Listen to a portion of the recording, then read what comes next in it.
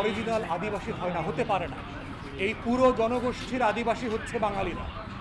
অতএব সেটলার বলবার মধ্য দিয়ে কিছু কিছু জাতীয় গণমাধ্যম এবং তথাকথিত কিছু দেশ বিক্রি করা বুদ্ধিজীবী দালালরা যেটা বলবার চেষ্টা করছে বাঙালিরা হচ্ছে অপর, বাঙালিরা কোনো দেশ দখল করে ওখানে যায় নাই সাদাদের মতো।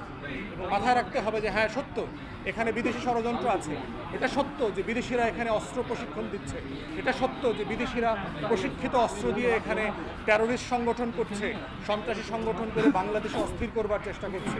কিন্তু এটাও মাথায় রাখতে হবে যদি ন্যায্য ক্ষোভ এবং বঞ্চনাকে আপনি অ্যাড্রেস না করেন তাহলে বিদেশিরা সুযোগ নেবে, সুযোগ নিতে পারবে। আপনার রাষ্ট্রের নাগরিকের যদি হাসপাতাল লাগে, মসজিদ লাগে, মন্দির লাগে, গির্জা করতে হয়, আপনার ট্যাক্স আমাদের ট্যাক্স পেয়ারের টাকা দিয়ে কেন করবেন? বিদেশের টাকা লাগবে কেন? ডলার পাউন্ড লাগবে কেন? অতএব বিদেশি এনজিওদের এই ধরনের কর্মকাণ্ডগুলোকে সিরিয়াসলি মনিটর করতে হবে, যাদেরকে